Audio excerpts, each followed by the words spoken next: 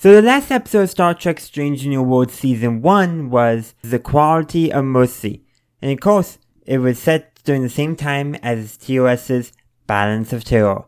So I recently, in light of the season finale of Star Trek Strange New Worlds Season 2 Hegemony, I went in and rewatched both those episodes. Sure, there's no real connection, but kind of wanted just in my preparation for my Season 2 review of Strange New Worlds just to refresh myself with the ending of Season 1.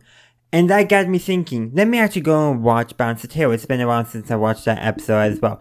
Both of those, all three of those episodes actually are phenomenal, but we're mainly focusing on Quality of Mercy and Balance of Terror because basically Quality of Mercy asked the question, what if Pike was commanding the Enterprise during the events of Balance of Terror? Because there's a few things I've picked up on that I didn't pick up on last time.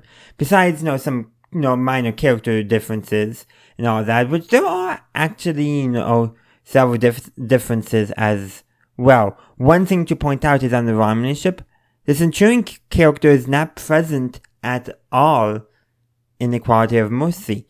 So the commander is there, but not the Centurion. I found that interesting, okay, I can on the Enterprise, character differences make sense. Pike's the captain, so of course I have Dr. McCoy wouldn't be there. He was probably on the Farragut with Kirk, which did he beat him over in Quality of Mercy? Something to wonder. But yeah, so that makes sense. Different captain means there could be some staff changes here and there. Staff crew members that Kirk went on board never got on board because Pike was captain instead. That's logical, makes assumption. And actually, in light of Hegemony, that event probably still happened in the alternate timeline that Pike witnessed in Quality of Mercy, which means he still met Scotty, and I have a feeling he's why Scotty got aboard the Enterprise in the first place.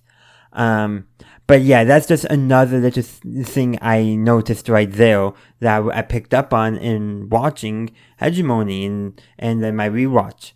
But there's some subtle differences here and there, and reflecting the different command styles of Pike and Kirk, which I already reflected on in my original review of A Quality of Mercy.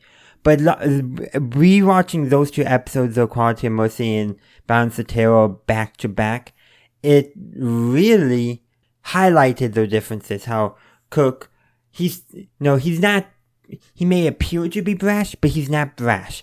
But you can definitely say Pike is more cautious than Kirk. Pike did a lot more to avoid conflict, while Kirk was basically pushing, hey, we need to do something. And when you're watching A Quality of Mercy, that does make Kirk look more brash, but he also comes up with clever ruses, like the automated mining fleet using that to help bluff the Romulans. But when you are watching Balance of Terror, Kirk is essentially the voice of reason in the room, because Stiles is the character who's doing a lot of the advocating for a more aggressive move against the Romulans, but Kirk is being more restrained, more cautious, but he's still not as cautious as Pike was. Watching those two episodes back to back really highlights some character interactions I did not realize was going on, those character differences, because it was a much wider gap of time between watching those two episodes. So it was just a neat little thing I picked up on there. But one thing definitely to note is Pike in Quality of Mercy was always looking for that diplomatic solution. Well, Kirk, probably if the Romulans hailed and say we surrender, he would have accepted their surrender. In fact, at the end of near the end of Balance of Terror, Kirk was perfectly willing to accept a Romulan surrender and beam their survivors aboard the Enterprise, but the Romulans self-destructed themselves to avoid capture. Which is kind of interesting to take, not interesting is I think the wrong word, but is fascinating to take a note of. So, that definitely shows something like, if a character like Stiles was in command of the Enterprise, yeah, there probably would have been a war with the Romulans because he would have gone much more aggressive. And Pike, because he wasn't aggressive enough, there would have been a war with the Romulans. But Kirk was able to be aggressive enough to deter the Romulans, but not too aggressive to cause a war, which is very interesting to note. Not to mention a few other things they did, like with the two young officers who were getting married. The episode switched around which one got killed and which one survived.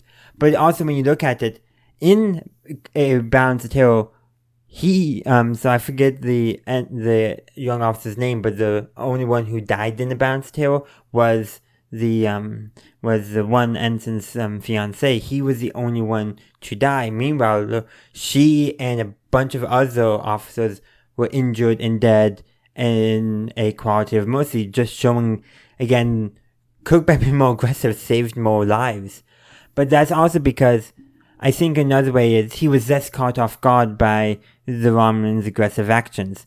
Time and time again, especially in light of hegemony now that we see, Pike, he's a great captain, a great diplomat, but he's not necessarily a warrior. He's not a warrior. In fact, I forget the name of the episode, but the one episode where they were fighting the Gorn in season 1, again, you can tell Pike is, almost making things up as they go, but trying to hide that from his crew. He is not a tactician. He's a diplomat, an explorer, a scientist. Kirk, he's a tactician, but he's also a diplomat as well. But if we take a note from Star Wars, he's a bigger fan of aggressive negotiations. But of course, Kirk does not have a lightsaber.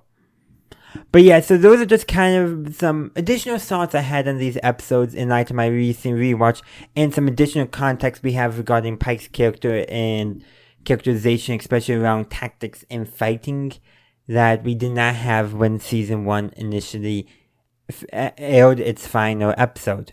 But I would love to hear your thoughts on this topic in the comment section down below. I would love to hear from you. And as always, thank you for watching, and live long and prosper. Thank you for watching this video. I do hope you enjoyed it. If you did, please be sure to give this video a like, as well as subscribe to my channel and ring that bell to stay up to date on my latest content. Also, be sure to check out the link tree in the description, as well as any other links I have down there.